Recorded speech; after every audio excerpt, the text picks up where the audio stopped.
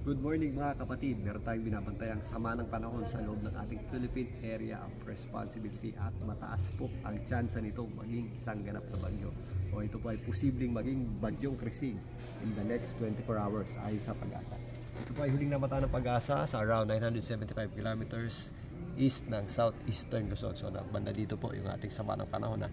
Pero kung papansinin nyo itong ating satellite image, umaabot na yung kanyang track or extension at nagdadala na po yan ng mataas na tsansa ng pagulan dito sa Eastern Visayas at Bicol region. Maliban dyan, although nagpapakita po ang ating araw, mataas din po ang ating tsansa ng pagulan at posible po yung ating mga scattered o kalat-kalat na pagulan sa malaking bahagi ng Mindanao at natitirang bahagi ng Visayas, particularly sa Western Visayas dahil naman sa epekto ng habagat or southwest monsoon. Ganun din po dito sa areas ng Mimaropa at ganun din dito sa mga areas ng Calabarzon.